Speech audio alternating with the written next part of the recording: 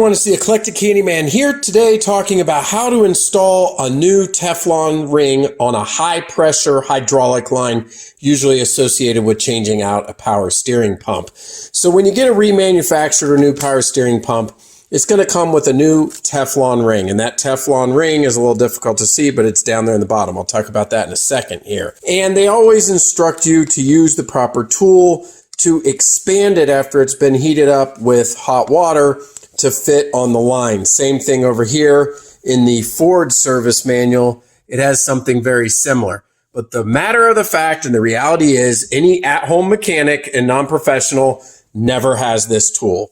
Now, there's some other things you can try to do, like use the end of an extension socket or some other things. And if you find something appropriate, that's great. But I've done this several times and it's not that difficult. What you want to do is take some regular water and just heat it up in the microwave for a minute or so. So it's warm, not boiling. It's, it's warm. It's, I'd say almost hot. And the ring has been sitting in there for about 10 minutes. So the next thing I want to do, I'll just, I don't want to burn my fingers here. So I'm just going to pull it out.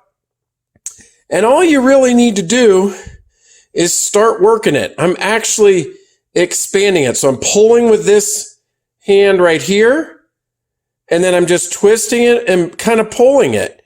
And what this is doing is, because it's been in that hot water, is it's stretching it out.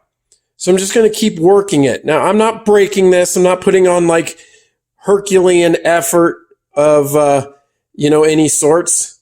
I'm just spreading it out and thinning out this Teflon ring, expanding it based on it having been in there for about 10 to 15 minutes. Once I've done this enough, we're going to go over to the car and I'm going to show you how this gets applied. All right, again, so I'm working on a Ford hydraulic power steering system. Here's the high pressure line. And what needs to happen is that Teflon ring needs to sit and go past these threads down here at the bottom.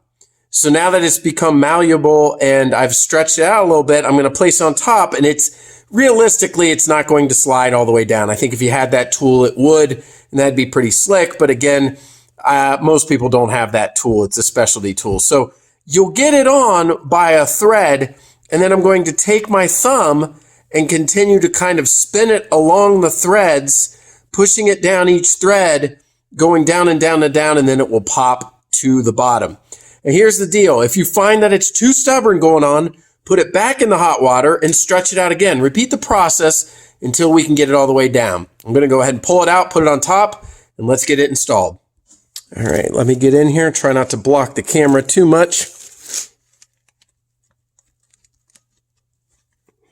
And once you get it on that first thread, you'll be good to go. And you can see it's stubborn. It's also a little difficult because I've got hydraulic fluid making it slippery. Bingo. There's the first one. All right.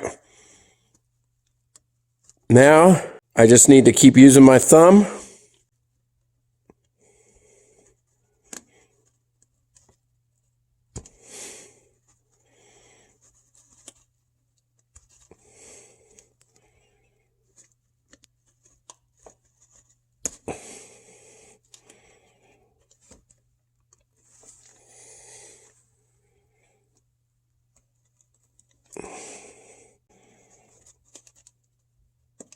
There we go. Yep.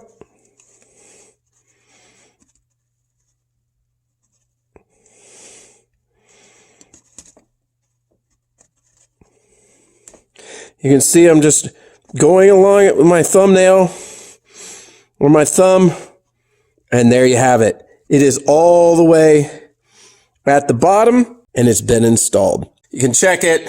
You can see it's spun around, it's on there, and we're in good shape. You always have to replace this Teflon seal every time that you change the power steering pump.